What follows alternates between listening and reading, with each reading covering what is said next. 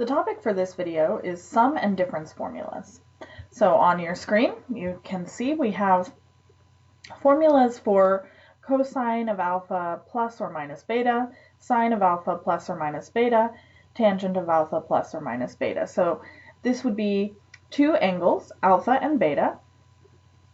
We have a formula for finding the cosine of the sum of the angles or the difference of the angles, hence the sum and difference formulas, sine of the sum or sine of the difference, as well as tangent of the sum or tangent of the difference.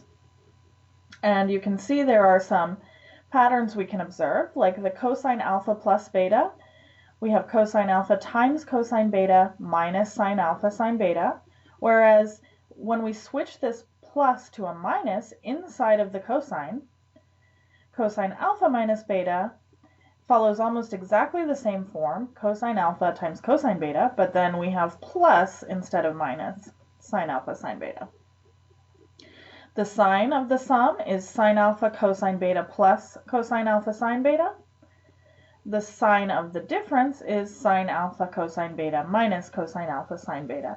So you can see that for the sine formulas, the plus or the minus is consistent with the plus or the minus in between the terms, whereas for the cosine formulas, they're opposites. Cosine of alpha plus beta, that's the one where you get the minus. Cosine of alpha minus beta, that's the one where you get the plus. And the other pattern you'll notice is that in the cosine formulas, you have cosine times cosine and sine times sine, whereas in the sine formulas, you have sine times cosine and cosine times sine. And the tangent formulas, for the sum, tangent alpha plus beta, you take the tangent of alpha, add the tangent of beta, and divide by 1 minus tangent alpha tangent beta. And then you'll notice that in the next formula, those signs swap. So the tangent of alpha minus beta, now we have on top tangent alpha minus tangent beta, and all of that is divided by 1 plus tangent alpha tangent beta. So these are formulas that you will need to memorize. If you are familiar with the even and oddness properties, the symmetry properties of sine, cosine, and tangent, that is to say that sine is an odd function, cosine is an even function, tangent is an odd function, then you can use those properties to obtain some of these formulas from the others. So in that way, you maybe only would have to memorize 3 of the formulas instead of 6. Okay, so in this lecture note, we're going to do several examples of using these formulas to calculate different expressions. So here's our first example. We're asked to find cosine of 30 degrees minus 45 degrees. So if we simplified inside 30 minus 45, this is asking us to find cosine of negative 15 degrees. And that's not one of our, that's not one of our unit circle values, cosine of negative 15. So we're not going to be able to find it just by using our first quadrant known values and reference angles like we typically would. We're going to need this formula. So we apply the formula. We say that cosine of negative 15 degrees, remember it's 30 degrees minus 45 degrees, so we're going to use cosine alpha minus beta.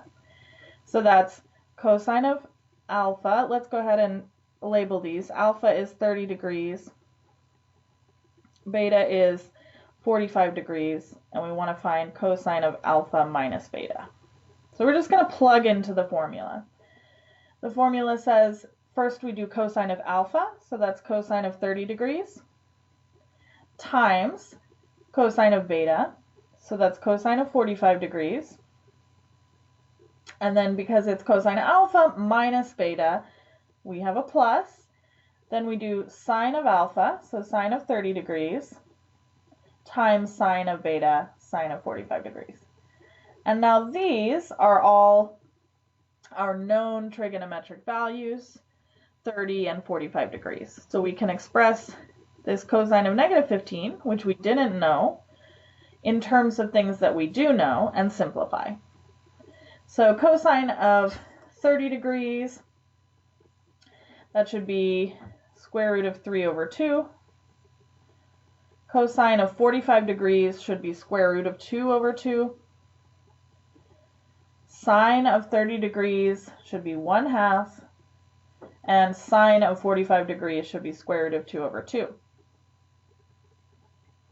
So when I multiply square root of 3 times square root of 2, I have square root of 6, and that's all over 4, because 2 times 2 is 4, plus square root of 2, and that's also over 4. So finally I can say that this value is square root of 6 plus square root of 2 all over 4. And that would be my final answer for the cosine of negative 15 degrees. All right, let's see another example. Cosine of 7 pi over 4 minus 7 pi over 6. So again, if we simplified this, 7 pi over 4 minus 7 pi over 6, we would get, let's see, 21 pi over 12 minus 14 pi over 12, 7 pi over 12, and that's not a known value. So we don't know how to use reference angles to find the cosine value for 7 pi over 12. So we better use our formula. Let's label alpha equal to 7 pi over 4, beta equal to 7 pi over 6, and then use the formula for cosine of alpha minus beta. So it's the same formula as we used in the previous. It's going to be cosine of alpha times cosine of beta plus sine of alpha, sine of beta, and then we'll just plug in these values. Okay, so what is the cosine of 7 pi over 4? Well, 7 pi over 4 should be in our fourth quadrant. Let me draw a diagram. So we know that 4 pi over 4 is pi, that's here, and then this is 6 pi over 4, so 7 pi over 4 is here, and it has the reference angle of pi over 4. So we know that for the reference angle pi over 4, the cosine is going to be square root of 2 over 2, and then we just have to decide, because we're in the fourth quadrant, should my cosine be positive or negative? Well, it should be positive because cosine is positive in the fourth quadrant. What about 7 pi over 6? 7 pi over 6, that should be in the third quadrant because 6 pi over 6 is pi. Then 7 pi over 6 is somewhere here. So it has reference angle pi over 6. So we can use cosine of pi over 6. We know that cosine of pi over 6 should be square root of 3 over 2. And then we just have to decide, is that positive or negative? In the third quadrant, cosine should be negative. So I'm going to make sure I have negative square root of 3 over 2. Okay, let's do the same thing for sine. Sine of 7 pi over 4. Again, we're in the fourth quadrant. We're using the reference angle pi over 4. So I know that sine of pi over 4 is square root of 2 over 2. And should sine be positive or negative in quadrant 4? It should be negative. Then sine of 7 pi over 6, we're here in the third quadrant. We're using the reference angle pi over 6, so I know that my sine value is 1/2. And sine is also negative in this quadrant. So negative 1/2. So now I simplify. So again, I have, this is going to be minus square root of 6 over 4. And minus times minus is plus, plus square root of 2 over 4. So square root of 2 minus square root of 6 over 4. So it's pretty similar to 30 degrees minus 45 degrees. Similar looking. but slightly different. So here's my final answer for part B. This was my final answer for part A, and this diagram went with part B. Okay. Now let's try to find tangent of pi over 6 minus 2 pi over 3. So I'm going to say alpha is pi over 6, tangent, beta is 2 pi over 3, and then we have tangent of alpha minus beta. So I'll use my formula for tangent of alpha minus beta, and that would be tangent of alpha, so tangent of pi over 6, plus tangent of beta, and rather it's going to be minus because it was minus. So the formula is tangent of alpha minus tangent of beta, so minus tangent of 2 pi over 3. And then I divide by 1 plus tangent alpha times tangent beta, so that's tangent pi over 6 times tangent 2 pi over 3. Okay, great. So let's start filling in these values. Tangent of pi over 6, I know that the sine of pi over 6 is 1/2. The cosine is square root of 3 over 2, so it should be 1 over square root of 3.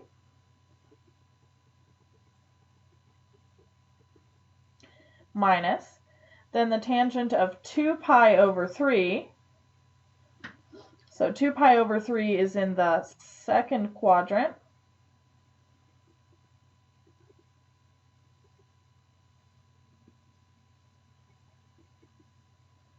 And I'm going to have the reference angle pi over 3. So I know that pi over 3 is square root of 3, or tangent of pi over 3 is square root of 3. So then I just have to decide, is tangent positive or negative in the second quadrant, and it's negative. So I have to make sure I have my parentheses here.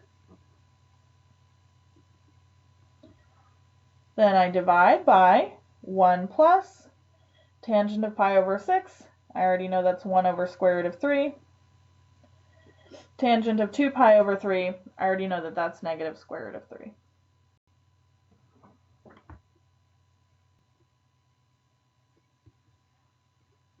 Then if I want to simplify, on the top I have 1 over square root of 3, and minus times minus is plus, so plus square root of 3.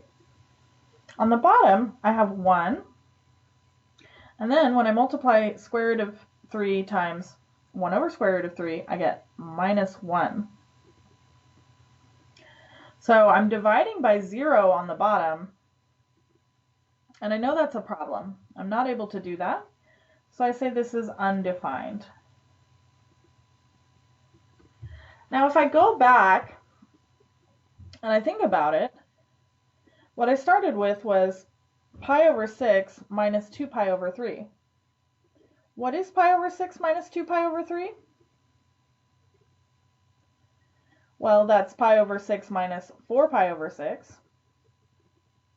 or minus 3 pi over 6, which is minus pi over 2. I know that the tangent is sine over cosine, and that at minus pi over 2, cosine is 0. So it actually makes perfect sense that my tangent should be undefined here. And we can see that the formula confirms what we already knew. Okay, excellent. Let's move on. So the second question says, each expression is the right side of the formula for cosine alpha minus beta, with particular values for alpha and beta. So we want to identify the alpha and beta in each expression, and then write the expression as the cosine of an angle. And then find the exact value of the expression. So let's remind ourselves, because it says we're working with the formula cosine of alpha minus beta. We know that that's just equal to the cosine of alpha times the cosine of beta plus the sine of alpha times the sine of beta. So it tells us that each of these expressions should be in that form, and we can look, and it does look like they are. So cosine of 71 times cosine of 41 plus sine of 71 times sine of 41. So if we had to identify alpha and beta, for this first one we can say it looks like the alpha is 71 degrees and beta is 41 degrees. So we know that this is equal to cosine of 71 degrees minus 41 degrees, which is just cosine of 30 degrees, and that is a known angle. So we know that the cosine of 30 degrees. And what about part B? Part B also has the same form, cosine times cosine plus sine times sine. So let's identify the alpha. Well, that should just be 5 pi over 12. And the beta should be pi over 12. So this whole thing is equal to the cosine of 5 pi over 12 minus pi over 12. Just like with 71 degrees and 41 degrees, we don't know the value for 5 pi over 12 off the top of our head, and we don't know the value for pi over 12 off the top of our head. But if we simplify this, we get cosine of 4 pi over 12, which is just cosine of pi over 3. And that is a value that we know. It's 1/2.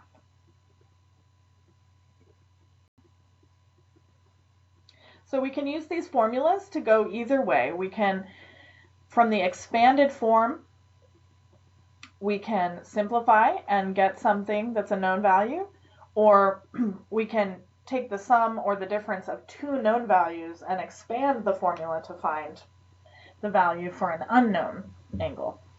Okay. Question 3. Use one or more of the 6 sum and difference identities to find the exact value of each expression. So this looks like sine of alpha plus beta is the formula we want to use. If we added these angles inside, we would have sine of 105 degrees, and that's not a known angle that we can just get from our table. So we want to use the formula sine of alpha plus beta is equal to sine of alpha times cosine of beta, so sine of 45 degrees times cosine of 60 degrees, plus cosine of 45 degrees, or cosine of alpha, times sine of beta, sine of 60 degrees. And now these are all known values, so we can just plug them in. Sine of 45 is square root of 2 over 2. Cosine of 60 degrees is 1/2. Plus cosine of 45 degrees is square root of 2 over 2. And sine of 60 degrees is square root of 3 over 2. So this is square root of 2 over 4 plus square root of 6 over 4. It's square root of 6 plus square root of 2 all over 4.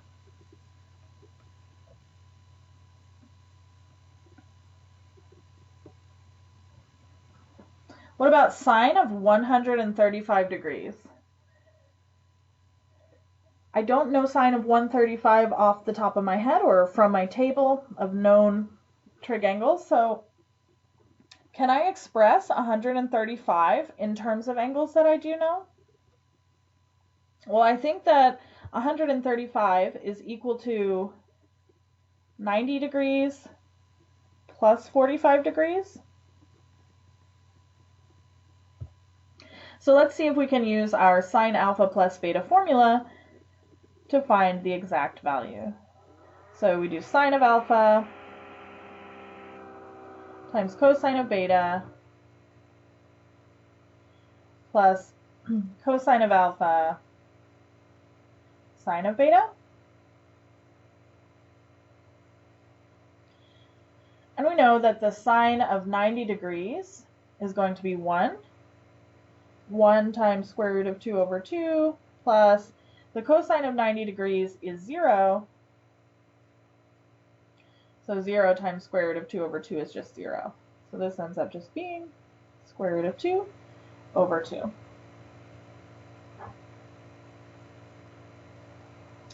And then if I think about it in terms of reference angles, well, 135 degrees is actually just 3 pi over 4.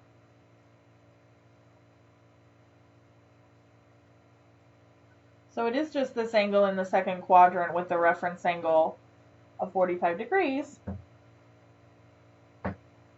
So I find that the sine of 45 is square root of 2 over 2, and the sine, the positive or negative in quadrant 2 of the sine function, it's positive.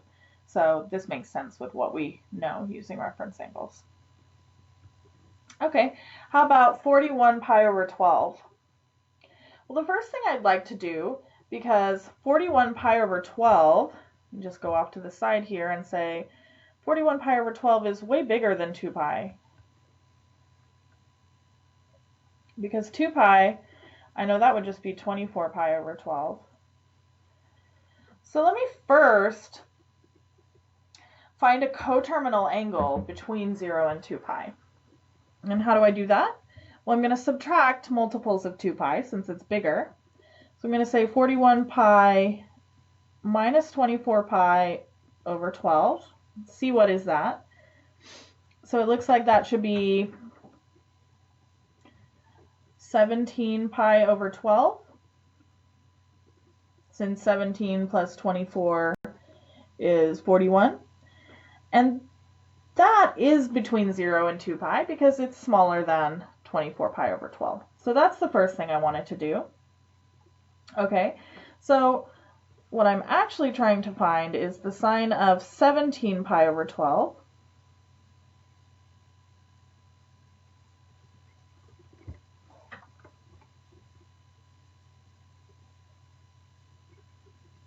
And I have to try to determine, can I express 17 pi over 12 as the sum or difference of known angles?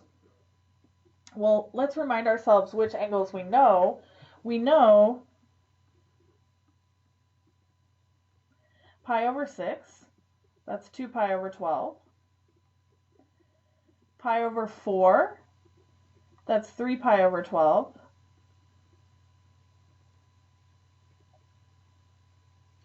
Pi over 3, that's 4 pi over 12. Pi over 2 is 6 pi over 12. What about 2 pi over 3? That should be 8 pi over 12. 3 pi over 4, 9 pi over 12. And now I'm seeing that 9 pi over 12 plus 8 pi over 12 gives me the 17 pi over 12 I was looking for. So let's remind ourselves that 8 pi over 12 was actually 2 pi over 3. I just multiplied on top and bottom by 4. And 9 pi over 12 was 3 pi over 4. I just multiplied on top and bottom by 3. Okay, so this sine of 17 pi over 12 is actually sine of 8 pi over 12 plus 9 pi over 12, also known as sine of 2 pi over 3 plus 3 pi over 4.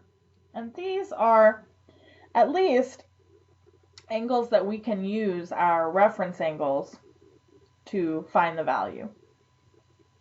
So the formula tells me that I want to take sine of 2 pi over 3, multiply by cosine of 3 pi over 4, then add sine of 3 pi over 4, we'll actually say cosine of 2 pi over 3 times sine of 3 pi over 4. And then I just need to fill in these trigonometric values. So 2 pi over 3 is in the second quadrant, and we know that it has the reference angle pi over 3. Sine of pi over 3 is square root of 3 over 2, and sine is positive in quadrant 2, so I keep square root of 3 over 2. Then cosine of 3 pi over 4, well, 3 pi over 4 is also in Q2, so I'm going to use pi over 4 as my reference angle. I know that cosine of pi over 4 is square root of 2 over 2, but in quadrant 2, cosine is negative, so I'm going to make this times negative square root of 2 over 2. Then I need the cosine of 2 pi over 3. Remember, we have the reference angle pi over 3. The cosine of pi over 3 is 1/2, and cosine is negative in quadrant 2. So this is minus 1/2.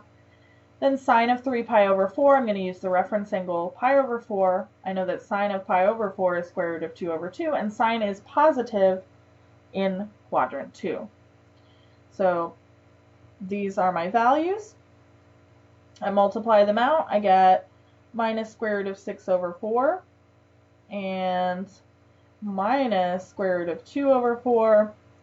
So my final answer, I say, is negative square root of 6 plus square root of 2 over 4. And that negative gets distributed to both the negative 6 and both the square root of 6 and the square root of 2. Okay, so far so good. So question 4 says write each expression as the sine, cosine, or tangent of an angle, then find the exact value of the expression. So here's another example of where we're going to go backwards. We're going to have the expanded form to start with, and we have to figure out what is the compact form that it corresponds to. So the pattern I see is that I have sine times cosine plus cosine times sine. So let's go ahead and say alpha is 10 degrees, beta is 80 degrees. So I have sine alpha cosine beta plus cosine alpha sine beta. I know that that's sine of alpha plus beta. So this is the formula that it matches. So in our case, that's sine of 10 degrees plus 80 degrees, which is sine of 90 degrees. And we know that the sine of 90 degrees is 1. What about sine of 2 pi over 3 cosine of pi over 6 minus cosine of 2 pi over 3 sine of pi over 6? So it looks like we can say that our alpha is going to be 2 pi over 3, and our beta is going to be pi over 6. So sine alpha times cosine beta minus cosine alpha times sine beta, that looks like the formula sine of alpha minus beta. So in our case, that's sine of 2 pi over 3 minus pi over 6. Well, pi over 6, or rather 2 pi over 3, if I multiply 2 on top and bottom, that's 4 pi over 6. So this is sine of 4 pi over 6 minus pi over 6, which is sine of 3 pi over 6, which is sine of pi over 2. And that's also 1.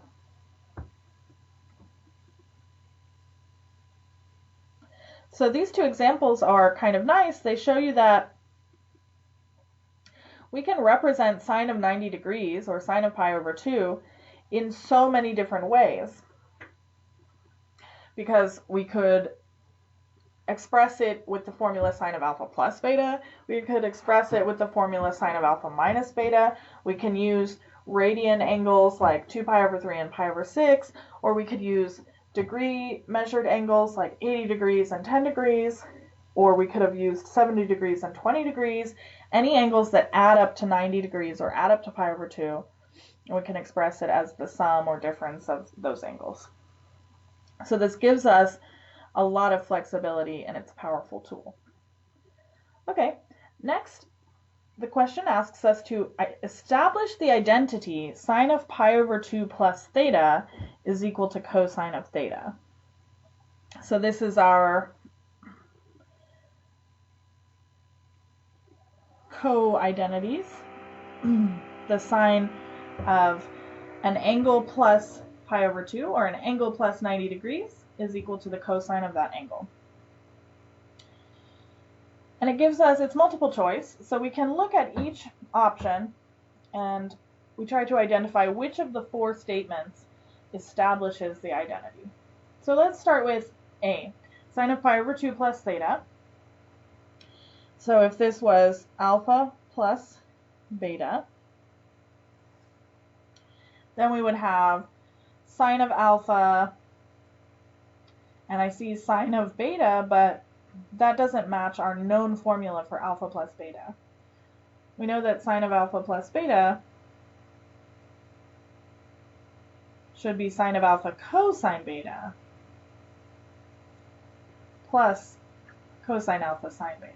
So right away I can look at A and say that just doesn't look quite right, because that's actually the formula that looks more like one of the cosine sum or difference formulas. So let's look at B. I have sine of pi over 2 times cosine of theta. Good so far.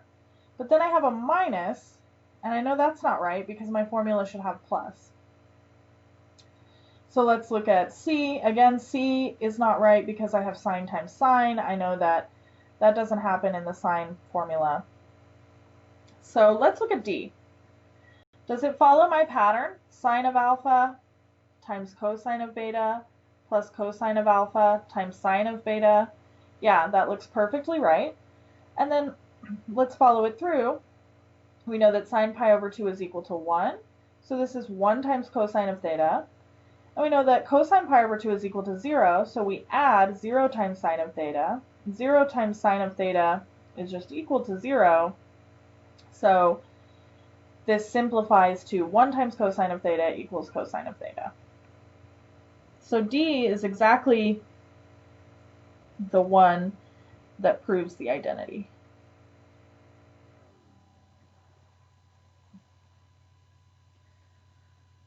All right, next we're asked to find the exact value of sine alpha plus beta, cosine alpha plus beta, and tangent alpha plus beta under the given conditions. Sine of alpha is 24 over 25. Alpha lies in quadrant 1. Sine of beta is 4 over 5, and beta lies in quadrant 2. Okay, so let's try to draw some pictures and see what we can figure out. So let's start with alpha lies in quadrant 1, and the sine of alpha, which we know in terms of our right triangle trigonometry, the sine is opposite over hypotenuse. It's 24 over 25. So let's imagine a right triangle.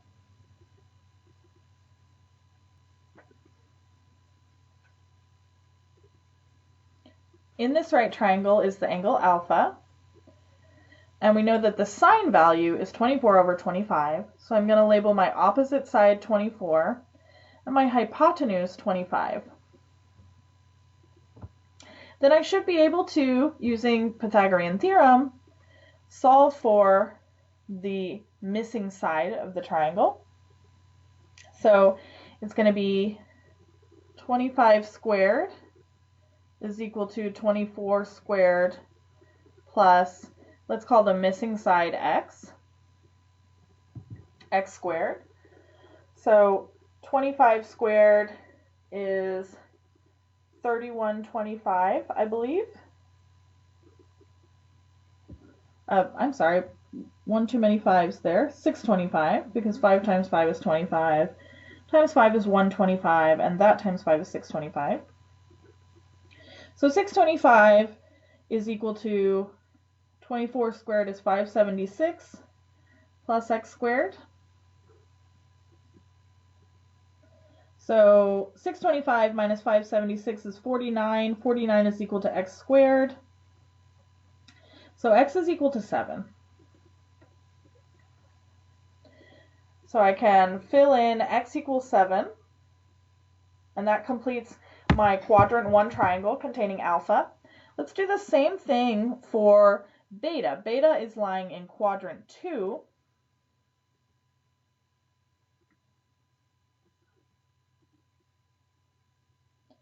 And the sign, again, we know that's opposite over hypotenuse.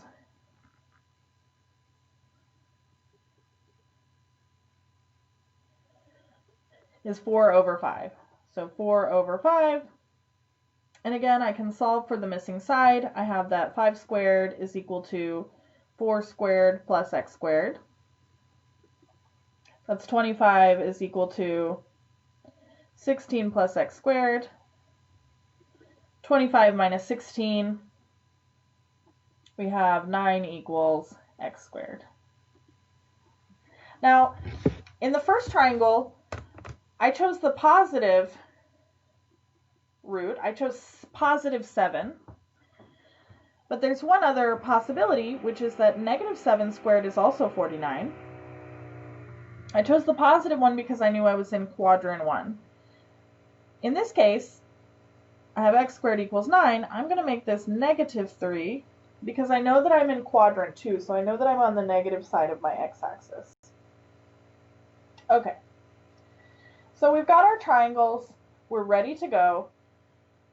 We're going to find the values that they asked us for. First, we know that sine of alpha plus beta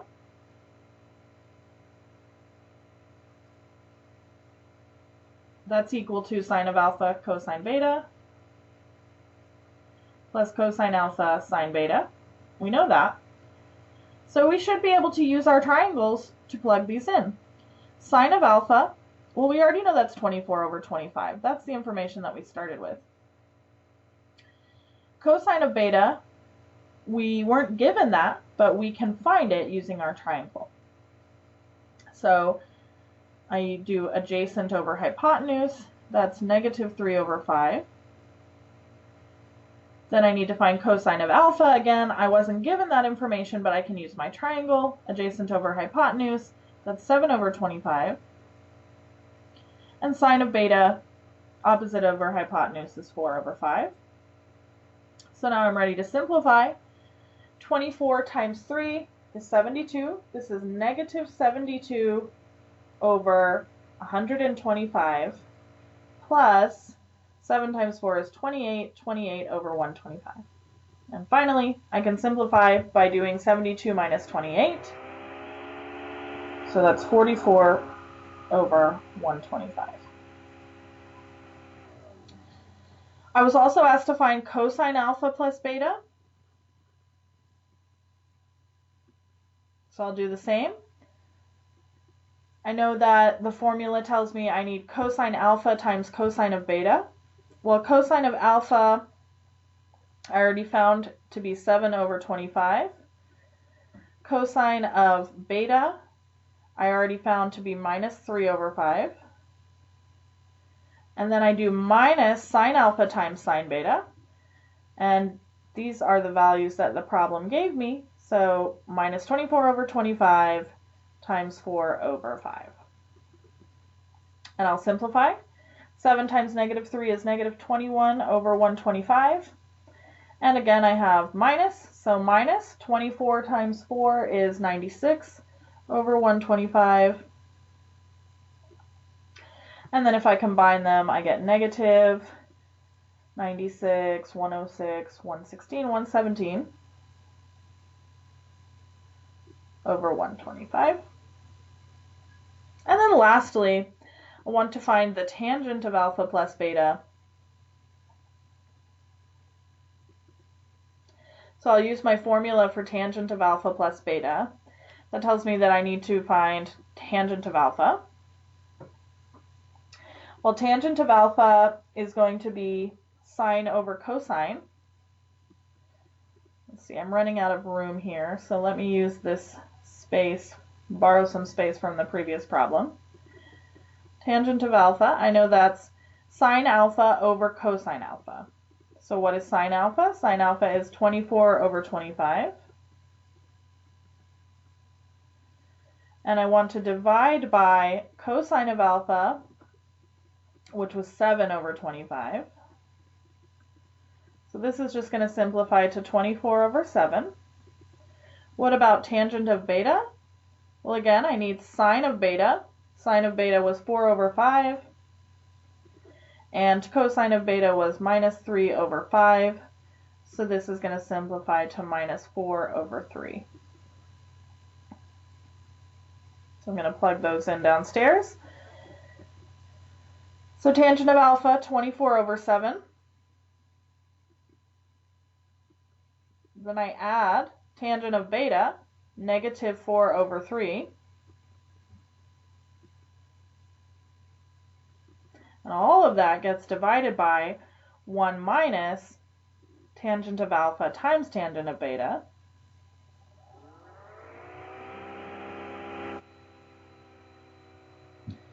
So I want to simplify. Let's find the common denominator on top. I need to multiply by 3, 24 over 7 by 3 on top and bottom. And I need to multiply negative 4 over 3 by 7 on top and bottom. Okay, so we know 24 times 3 is 72 over 21. And then this is minus 28 over 21. Alrighty. When I divide, I have 1 minus 96 over 21. So I'm going to say 21 over 21. Excuse me. So 21 over 21, and that's actually plus 96 over 21. So finally, what do I end up with? Well, let's see. I have 72 minus 28. It's going to be 44 over 21. And then divided by 96 plus 21, that's 117 over 21.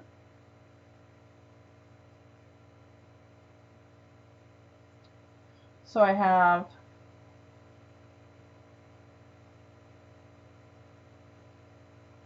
44 over 117.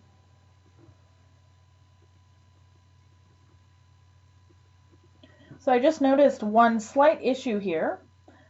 The tangent of alpha plus beta, we found it using the formula, but we should also be able to find that tangent of alpha plus beta is just sine of alpha plus beta over cosine of alpha plus beta. So once we found the sine of alpha plus beta and the cosine of alpha plus beta, I should just be able to divide them. But I noticed that it doesn't exactly match with the answer that I got. It's very close, but it doesn't exactly match, and that led me to discover that we made a sign error here, and you might have noticed it as you were following along with the video. Negative 72 plus 28, that should have given me negative 44 over 125. So when I did the tangent, I could have just taken negative 44 over 125, divide by negative 117 over 125, and it would end up simplifying to 44 over 117, which is exactly what we found by using the formula. All right, very good.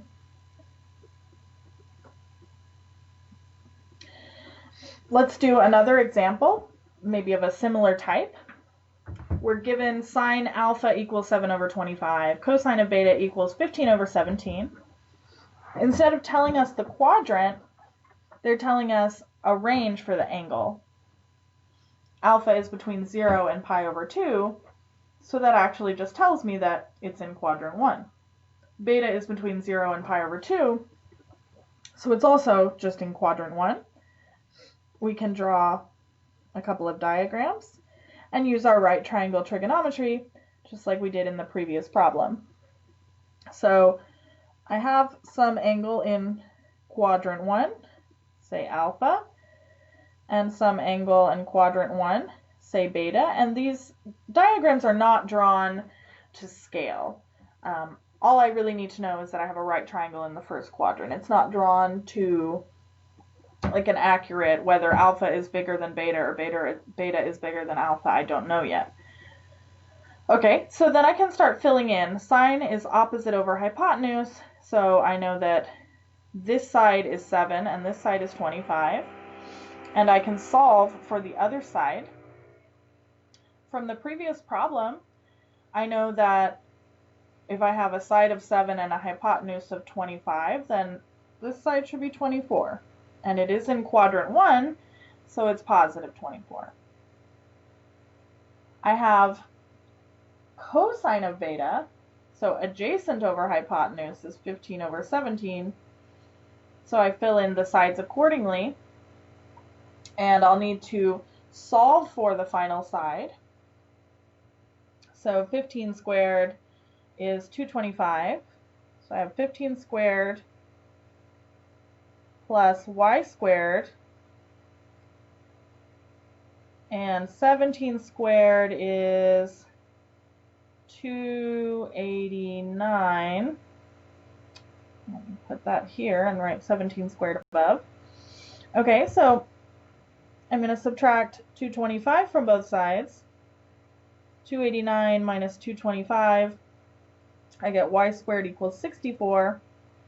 So absolute value of y is equal to 8. That means y could be positive 8 or negative 8, but because I'm in quadrant 1, I'm going to take positive 8. So I've labeled the sides of my triangles. I'm ready to go. And I'm following the same instructions. I want to do sine alpha plus beta, cosine alpha plus beta, and tangent alpha plus beta. So let's start with cosine of alpha plus beta. I know that should be cosine alpha cosine beta. So cosine of alpha is 24 over 25. Cosine of beta is 15 over 17. I don't have to worry about the signs since I'm in quadrant 1, everything is positive. So cosine alpha cosine beta, then minus sine alpha sine beta. Sine of alpha is 7 over 25. Sine of beta is 8 over 17. So I can simplify this. I see I'm going to have the same denominator because both of the fractions are going to have the denominator of 25 times 17, which is 425. On top, I'm going to have 24 times 15, 360, minus 7 times 8, so minus 56. So that's 304 over 425. So that's my cosine of alpha plus beta. What about sine of alpha plus beta? I know the formula is that sine of alpha plus beta is sine of alpha times cosine of beta. So start with sine of alpha, that's 7 over 25, times cosine of beta, that's 15 over 17, and plus cosine of alpha times sine of beta. Cosine of alpha is 24 over 25, and sine of beta is 8 over 17. Okay, so again, I'm going to have the denominator of 425. I do 7 times 15, 105, plus 8 times 24, 192, over 425, and I can add them together. I get 297 over 425. So the last thing is tangent of alpha plus beta. And I know that I should be able to just do 297 over 425 divided by 304 over 425, but let's do the formula just for practice. So I'm going to have tangent of alpha. That is sine alpha over cosine alpha. So sine alpha, 7 over 25. Cosine alpha, 24 over 25. So 7 over 24. Then I add tangent of beta. That's sine, so 8 over 17, over cosine, 15 over 17. So 8 over 15.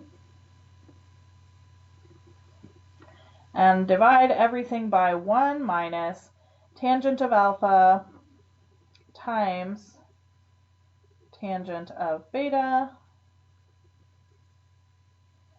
So let's simplify.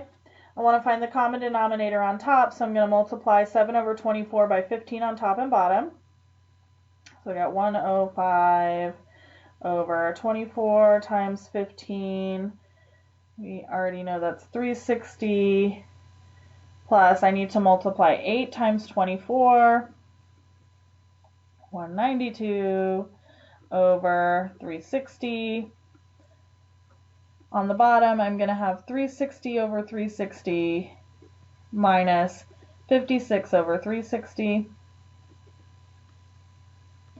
So I get 297 over 360 divided by 304 over 360. And that simplifies to 297 over 304, which is exactly what we knew we would get because we already knew sine and cosine. Okay, we have a few more exercises here. We are asked to use an addition or subtraction formula to find the exact value of tangent of 75 degrees.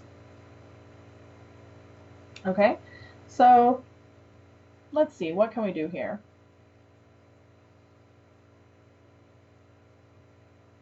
Well, tangent of 75 degrees, I think I can express 75 in terms of known angles. How about tangent of 30 degrees plus 45 degrees?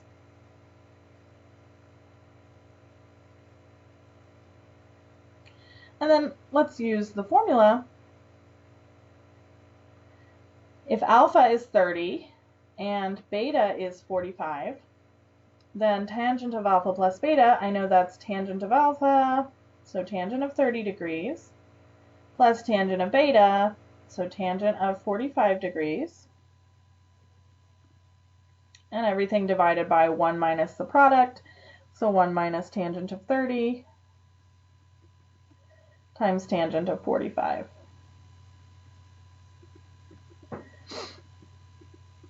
And we know these values because sine of 30 degrees is 1/2 and cosine is square root of 3 over 2. So sine over cosine is 1 over square root of 3. Tangent of 30 degrees is 1 over square root of 3. For 45 degrees, I know that sine and cosine are equal, so sine over cosine is 1. So 1 over 1/3 plus 1, that's the numerator of the fraction.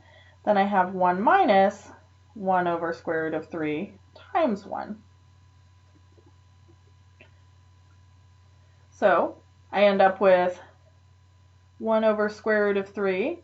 Let's go ahead and just find a common denominator. Let's say plus square root of 3 over square root of 3 instead of plus 1.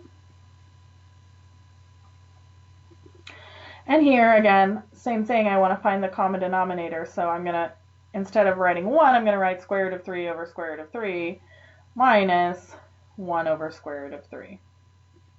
Okay, so let's keep simplifying. I'll say that's equal to square root of 3 plus 1 over square root of 3. And everything gets divided by square root of 3 minus 1 over square root of 3. So finally, that simplifies to, because these square root of 3's will essentially cancel each other, square root of 3 plus 1 divided by square root of 3 minus 1. And the problem told us that we were going to get something of the form square root of something plus 1 over square root of something minus 1. That's exactly what we found. So the capital A, according to the problem, is 3, and the capital B is also 3.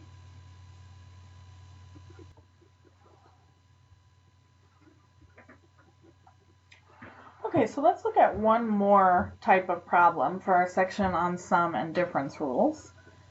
And in this case, we're going to be working with inverse trigonometric functions. So we've already learned that inverse trigonometric functions are functions which take in the output values of the trig functions. So they take in things like square root of 3 over 2 and other real numbers, and they give us back the angle that's associated with that value. So instead of the trig function, which takes in an angle and gives us a value, they take in those values, they give us back the angles. So how can we think of this expression here, tangent of sine inverse of 4 over 6 plus cosine inverse of 4 over 8, in terms of our sum and difference formula? Well, clearly we have tangent of something plus something. So we want to write this in the tangent of alpha plus beta format. And we're going to let alpha equal sine inverse of 4 over 6. And sine inverse of 4 over 6, again, is an angle, so it makes sense to call it the angle alpha. And we're going to let beta be cosine inverse of 4 over 8, which is, again, an angle. So what does it mean to say that alpha is equal to sine inverse of 4 over 6? Well, alpha is an angle such that when I apply the sine function, I get 4 over 6. And beta is an angle such that when I apply the cosine function, I get 4 over 8. Okay, so that's a start. So now again, we're going to draw our triangles. So we know that the inverse sine function can give us back angles that are between negative pi over 2 and pi over 2. And if we think about our quadrants, so the inverse sine could give me something here in quadrant 1, or it could give me something here in quadrant 2. In quadrant 1, the sine is positive, and in quadrant 4, I'm sorry, this bottom one here is quadrant 4. In quadrant 4, my sign would be negative. So since I know that I'm in one of these two quadrants and 4 over 6 is positive, I'm going to draw my right triangle here in quadrant 1. I'm going to label the sides 4 and 6 in terms of sine, so opposite over hypotenuse.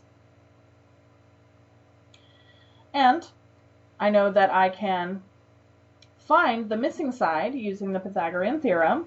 So I'm going to have that 4 squared plus x squared is equal to 6 squared, so 16 plus x squared is equal to 36. So x squared is equal to 20. That means that x is equal to either plus or minus the square root of 20. I'm going to take the positive one since I'm here in quadrant 1. Let's do the same thing for beta. So I know that the cosine inverse function can give me back an angle either in quadrant 1 or quadrant 2. In quadrant 1 here, the cosine function is positive. In quadrant 2 here, the cosine function is negative. So since 4 over 8 is positive, again, I'm going to determine I must be in quadrant 1, and I'm going to draw my triangle accordingly and label this angle beta, and I'll label the sides 4 for the adjacent side, 8 for the hypotenuse, and I need to I need to solve for this missing side. So I know that 4 squared plus y squared is equal to 8 squared, so 16 plus y squared is equal to 64, so y squared is equal to 48. That means y is either plus or minus the square root of 48. I'm going to take the positive one because I'm in quadrant 1. Let me do one more thing before we start doing the calculation. I want to simplify these roots as much as possible just to make my calculations a little easier. I know that square root of 20 is the square root of 4 times 5, and square root of 4 is 2, so I can write this as 2 square root of 5. I'm just doing that to hopefully make my life a little easier in the future because I know I'm going to be using these values in calculations. So square root of 20 is equal to 2 square root of 5. I think it's going to be easier to write it as 2 square root of 5. And similarly, square root of 48 is square root of 16 times 3, so that's 4 square root of 3. And that's how I want to label this side, just to make my calculations a little easier going forward. So 4 square root of 3. Okay, now I should have what I need to use my tangent of alpha plus beta formula. I know that my tangent of alpha plus beta formula tells me I need tangent of alpha plus tangent of beta and all over 1 minus tangent alpha tangent beta. So I can use the triangles to plug in these values and find them. So tangent of alpha, let's look at my triangle for alpha. Tangent of alpha should be opposite over adjacent. So I'll get 4 over 2 square root of 5. Then I want to add tangent of beta. Opposite over adjacent, that's 4 square root of 3 over 4. And I want to divide the whole thing by 1 minus their product. 4 over 2 square root of 5 times 4 square root of 3 over 4. So on the bottom, I can see that I'm getting, let me first deal with this product here, 4 over 2 square root of 5 times 4 square root of 3 over 4, I'm getting 16 square root of 3 over 8 square root of 5.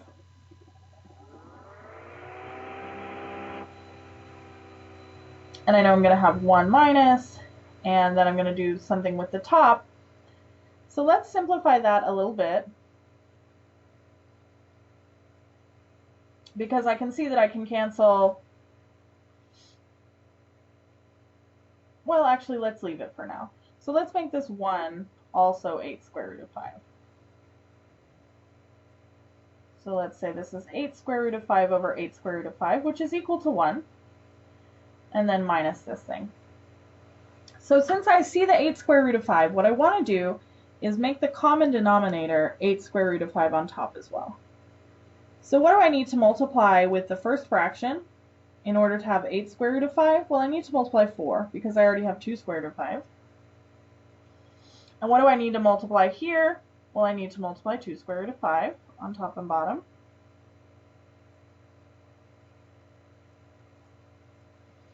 Okay, so the first product is 16 over 8 square root of 5. Remember, I wanted my denominator to be 8 square root of 5, so it should be. And here I get 8 times square root of 15 over 8 square root of 5. And so I can combine these into one fraction. I'll have 16 plus 8 square root of 15 over 8 square root of 5, but I'm not going to write that because I chose the same denominator for top and bottom so that they would cancel. So I end up with 16 plus 8 square root of 15 all over 8 square root of 5 minus 16 square root of 3. And I'm going to go ahead and say this is my final answer for that problem. So let's see one more problem of that type. In this case, we just have x, and the question tells us that we want our final answer to be in terms of x. So we don't have actual numbers to work with. We just have x, and that's okay. We can basically use the same idea. So I know that this is the section on sums and differences of angles. I know that the inverse tangent function gives me back an angle. I'm going to write this as sine of tangent inverse of x plus tangent inverse of x. Because I know that 2 times tangent inverse of x is the same as tangent inverse of x plus tangent inverse of x. And then I'm going to say, well, Now my alpha is tangent inverse of x. I could also say beta is equal to tangent inverse of x, but instead I'm going to think of this as sine of alpha plus alpha. And I can still apply my formula exactly the same. Okay, so if alpha is equal to the tangent inverse of x, then that means that alpha is an angle so that when I apply the tangent function, I have x. And I know that the tangent inverse function gives me angles either in quadrant 1 or in quadrant 4, very similar to the sine function. So I can imagine drawing my right triangle either in quadrant 1, say this is alpha, or I could just as easily have a triangle in quadrant 4 and then say this is alpha. In this case, because we're leaving everything in terms of x, it doesn't matter which scenario I choose, because x can take values that are positive or negative. So just for simplicity's sake, we'll assume that our alpha is in quadrant 1, but I want you to keep in mind that it could also be in quadrant 4, and in this case, we don't have to make that determination, because the fact that we're leaving it in terms of x is going to give us all of the possibilities. So I know that tangent is opposite over adjacent, so I can label my sides x and 1. And then I know that my hypotenuse squared, is going to be x squared plus 1 squared. So the hypotenuse is square root of 1 plus x squared, and I'll label it accordingly. As I said, we don't have actual numbers to plug in here. We're going to leave things in terms of x, and that's perfectly fine. So now we want to apply our sum formula for sine. So we know that sine of alpha plus beta is sine alpha cosine beta plus cosine alpha sine beta. In this case, alpha is equal to beta. So we're going to say sine of alpha plus alpha is sine of alpha cosine alpha plus cosine alpha sine alpha, or in other words, it's 2 times sine alpha cosine alpha, because it doesn't matter in which order I multiply them. So now we'll just plug in the values from our triangle. So the sine of 2 times tangent inverse of x is 2 times. Sine of alpha is x over square root of 1 plus x squared. Cosine of alpha is 1 over square root of 1 plus x squared. So I can simplify and I can say 2x over 1 plus x squared is equal to the sine of 2 tangent inverse of x. And this x, or rather this alpha could be in quadrant 1 or in quadrant 4. So that should answer that question.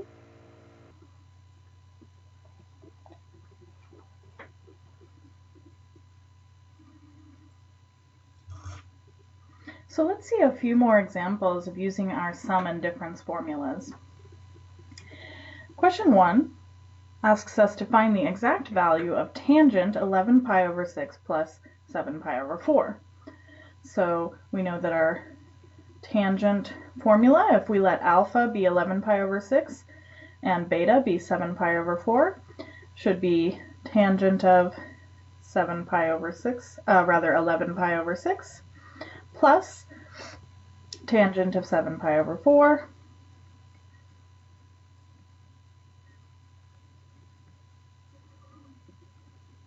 and that's a plus, and all of that will be divided by 1 minus tangent of 11 pi over 6 times tangent of 7 pi over 4. So we'll need to find these values for tangent. So we can think about the coordinate plane.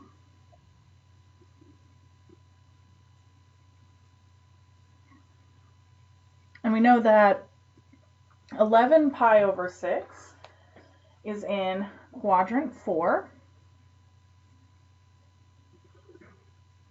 And it should be this arc corresponding to the reference angle pi over 6.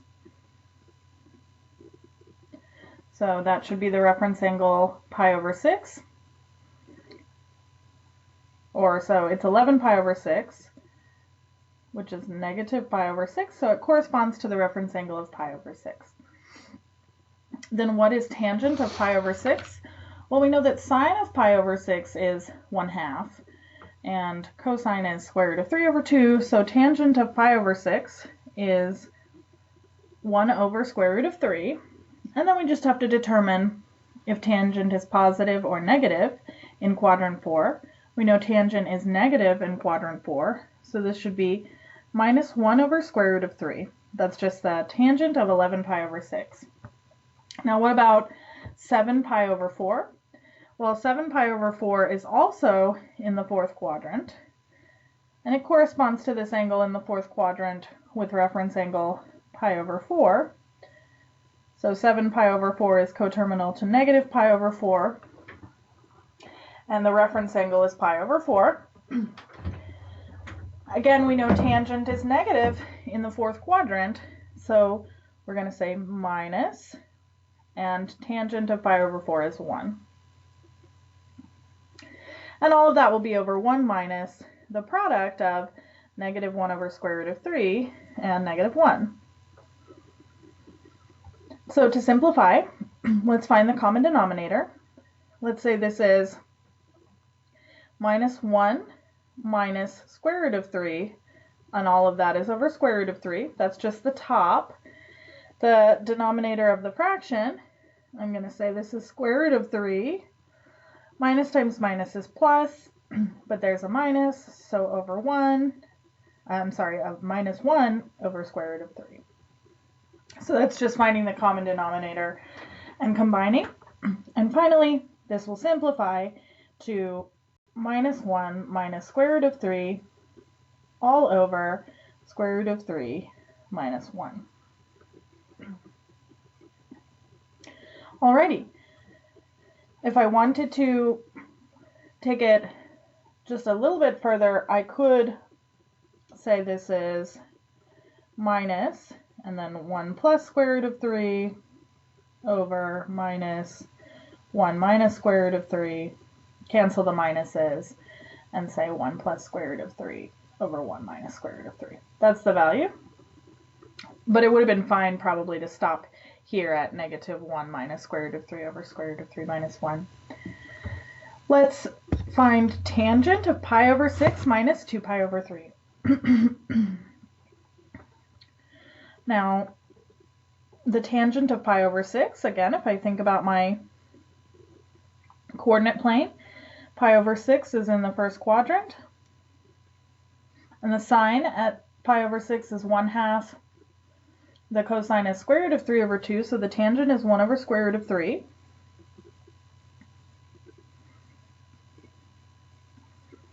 And if I think about 2 pi over 3, then 2 pi over 3 is in the second quadrant, and it has reference angle pi over 3. I know that for pi over 3, my sine is square root of 3 over 2 and my cosine is 1/2. So the tangent of pi over 3 is square root of 3. But because this angle 2 pi over 3 is in the second quadrant, I make it negative. So tangent of 2 pi over 3 is negative square root of 3. So finally, I will use the formula tangent of alpha, so tangent of pi over 6, minus tangent of beta, so minus square root of 3, And all of that gets divided by 1 plus the product of 1 over square root of 3 with negative square root of 3. So on top I have 1 over square root of 3 plus square root of 3. And on the bottom, 1 over square root of 3 times minus square root of 3 is minus 1. This is 1 minus 1. And I'm undefined.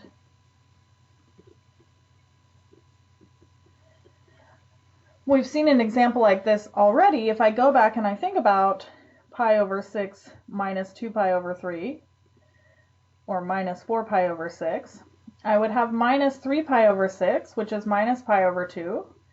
And at minus pi over 2, that would be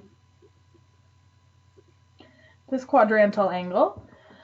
Tangent is undefined because the cosine is 0 and tangent is sine over cosine.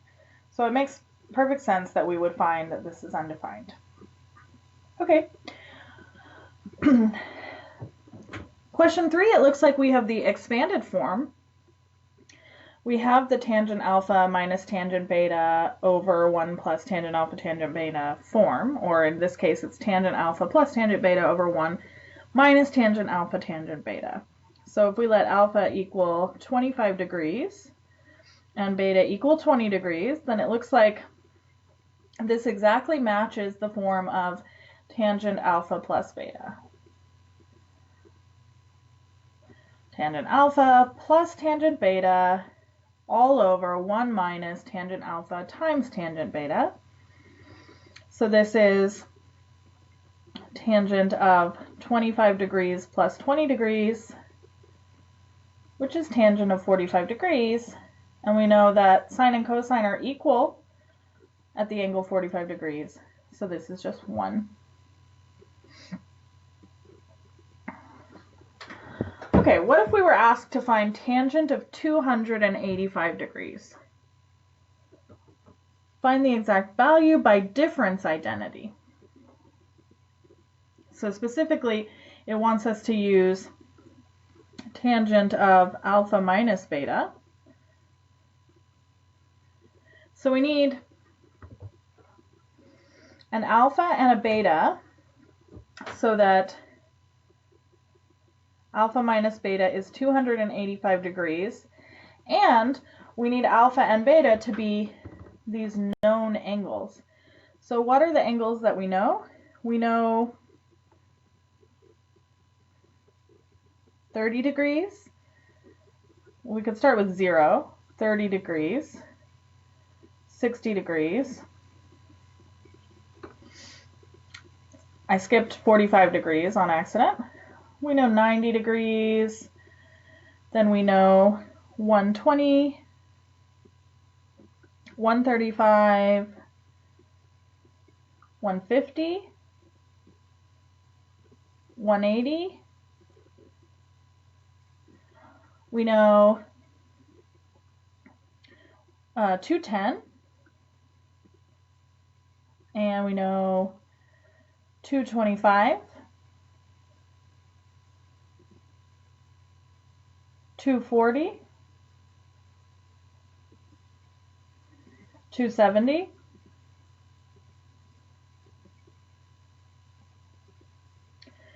300,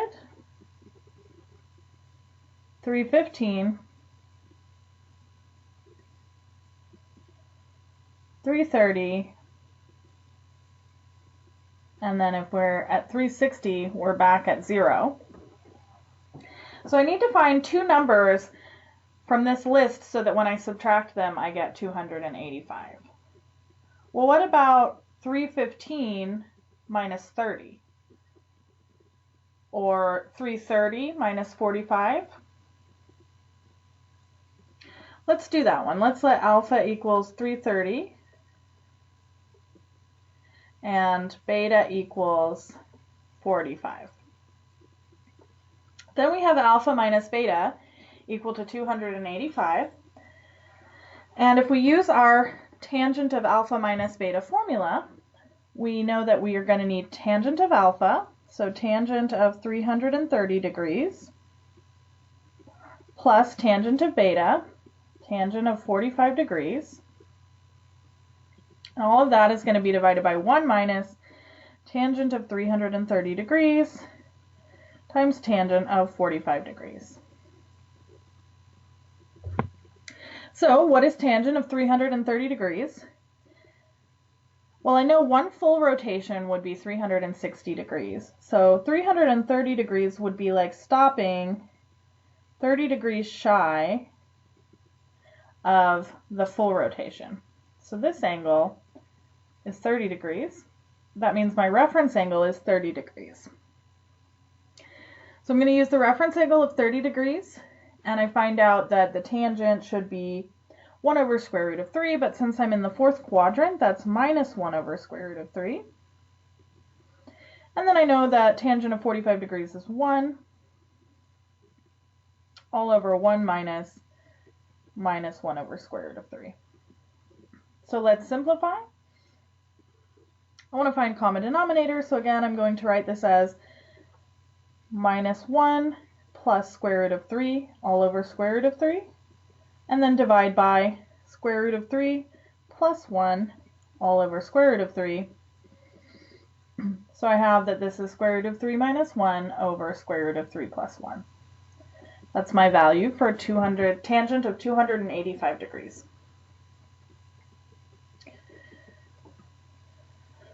For question 5, it looks like I again have the expanded form.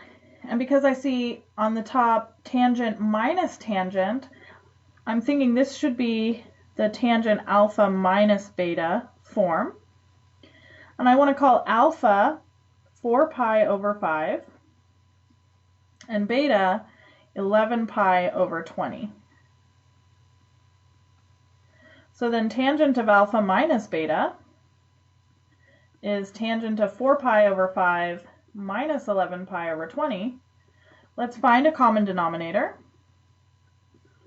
That's tangent of 16 pi over 20 minus 11 pi over 20. And of course, that's tangent of 5 pi over 20, which is tangent of pi over 4. And we know that's one of our known values. It's just 1.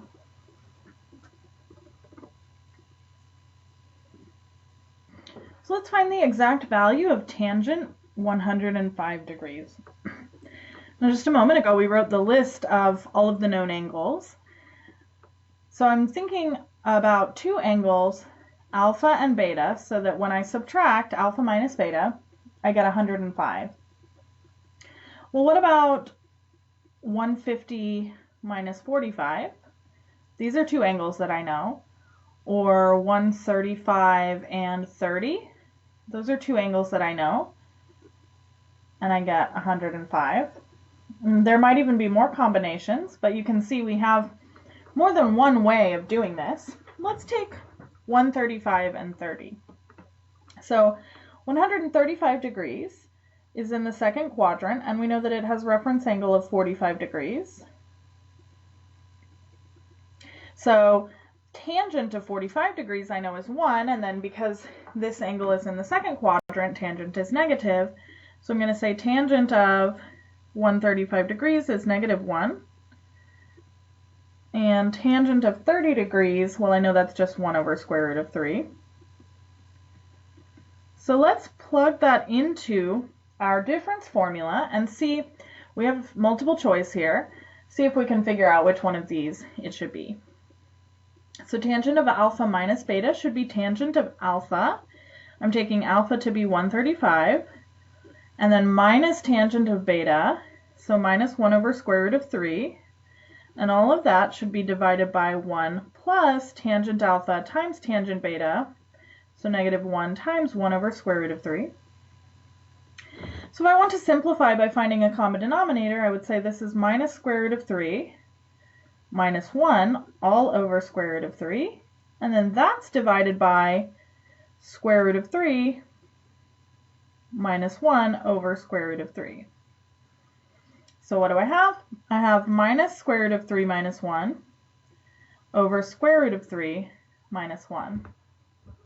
Well, so far this actually doesn't look exactly like any of these options. So let's keep manipulating this a little bit and see if we can figure it out. So one trick that we have, one algebra trick, is multiplying by the conjugate. So on the bottom here, I have square root of 3 minus 1. So what I'm going to do is I'm going to multiply by square root of 3 plus 1. This is called multiplying by the conjugate. And I know that I have to do the same thing on top as I do on the bottom. So let's see what happens here. Why is this nice? Well, I multiply square root of 3 by square root of 3. So this is just the bottom of the fraction right now. I have 3. Then I have negative 1 times square root of 3, so minus square root of 3. Then I have positive 1 times square root of 3, so plus square root of 3. And I have positive 1 times negative 1, so minus 1. Then on top, I have minus square root of 3 times square root of 3, so that's minus 3. Then I have minus square root of 3 times 1, so minus square root of 3. Negative 1 times square root of 3, another minus square root of 3, and negative 1 times positive 1, minus 1. Let's keep simplifying just a little bit further. On the top, I have minus 3 and minus 1, so they combine to be minus 4, and then subtract 2 square root of 3. But on the bottom, I can see that my minus square root of 3 and my positive square root of 3 cancel, and I just have 3 minus 1, that's 2. And that was exactly why we multiplied by the conjugate, because I knew that this would happen. I knew that our roots would go away, in this case. And so now this is looking a little bit better, because I see that I can cancel a 2 everywhere, and I can say this is minus 2 minus square root of 3, so that's option D. So the tangent of 105 degrees, we found out was minus 2 minus square root of 3. Okay, so here are a couple more examples where we're working with the inverse functions as we did before. So let's take a look here. We have sine inverse 1/2 plus cosine inverse 1/2. We know that the inverse functions, they actually give us angles. So I can say I'm going to call sine inverse 1/2 alpha, and I'm going to call cosine inverse 1/2 beta. So if sine inverse of 1/2 is the angle alpha, that means that sine of alpha is equal to 1/2. And if cosine inverse of 1/2 is the angle beta, that means that cosine of the angle beta is 1/2. And as we've seen in previous exercises, because these are both positive, the sine value is positive, the cosine value is positive, I know that that means I'm in quadrant 1 for both of them. So I have an angle alpha in quadrant 1 that gives me sine equal to 1/2. So if this one's alpha, sine is opposite over hypotenuse, so it's 1/2. I have a different angle, beta, in quadrant 1, so that adjacent over hypotenuse is 1/2. So if I use Pythagorean theorem, I have 1 squared plus x squared is equal to 2 squared. So I have x equals square root of 3. And again, it could be positive square root of 3 or negative square root of 3. I'm choosing positive because we're in the quadrant 1. And this will be the same answer for both triangles. In the alpha triangle, square root of 3 is the adjacent side. In the beta triangle, square root of 3 is the opposite side. So now I need to find sine of alpha plus beta.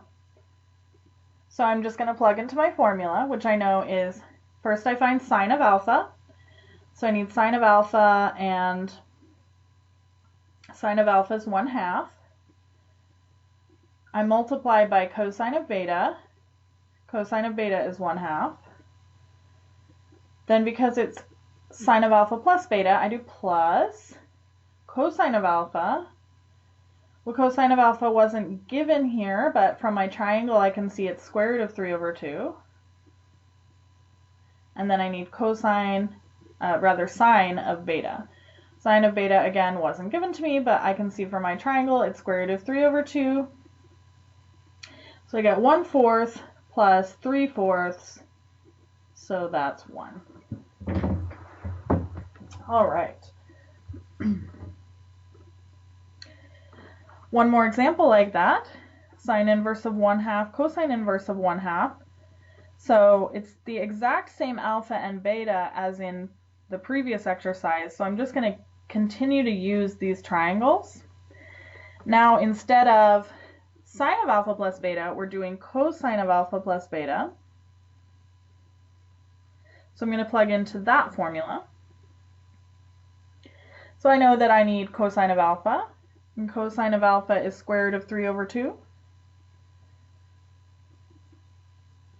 And I need cosine of beta, which is 1/2. Then since it's cosine alpha plus beta, I know that I get minus, and then sine of alpha, sine of beta. So sine of alpha is 1/2, and sine of beta is square root of 3 over 2. So that ends up being 0. So the cosine of the sum is 0, the sine of the sum is 1.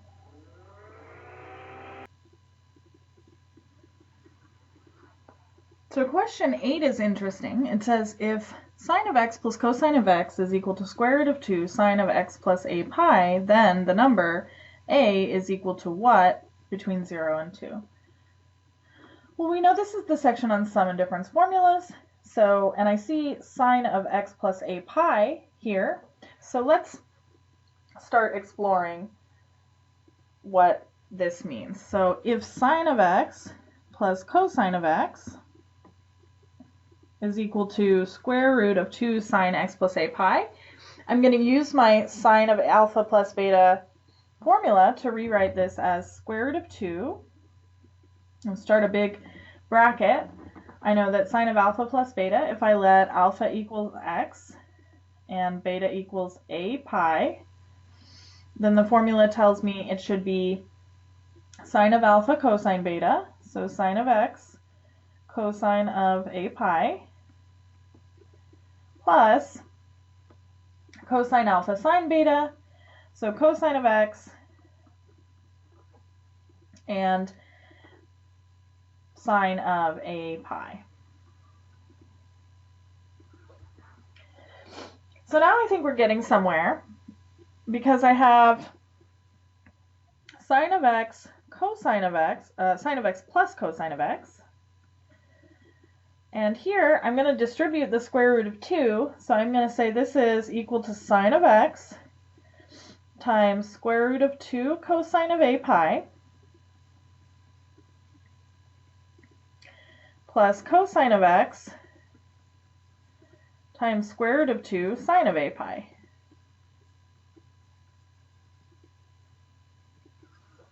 So I wrote it like this so that we could see that on the left side I have 1 times sine of x plus 1 times cosine of x, and that's equal to this times sine of x plus this times cosine of x.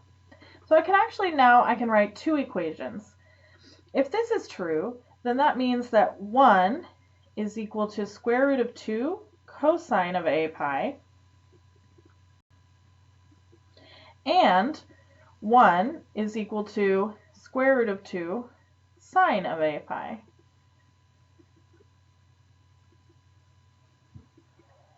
So if this is true, then 1 over square root of 2 is equal to cosine of a pi, and 1 over square root of 2 is equal to sine of a pi. Now, finally, I'm going to rationalize this so it looks a little more familiar to us. You are probably familiar with it already. But just to make it a little more clear, I'll multiply by square root of 2 on top and bottom. So this becomes square root of 2 over 2 equals cosine of a pi, and square root of 2 over 2 is equal to sine of a pi. So do we know any trigonometric value where the sine and the cosine are equal and they both equal square root of 2 over 2? We do. We know, I'm just going to kind of note up here at the top, we know that sine of pi over 4 is square root of 2 over 2. And I know that cosine of pi over 4 is square root of 2 over 2. So this tells me, these two equations together tell me that this must mean that a pi is equal to pi over 4. And we want to solve for a, so we'll divide by pi on both sides, or we can think of it as just canceling the pi on both sides. So we get a equals 1 over 4. And that is a number between 0 and 2. So that's perfect. Now the reason we had to say between 0 and 2 is because we know that every multiple of 2 pi, the cycle kind of repeats. The values repeat for the coterminal angles. So if we went around another 2 pi, then we would find another a that works, and so on and so forth. But 1/4 should be the specific a between 0 and 2, such that a times pi is equal to pi over 4. So that is the last exercise on this lecture note. So we'll go ahead and stop the recording here, and then we'll learn more in the next lecture.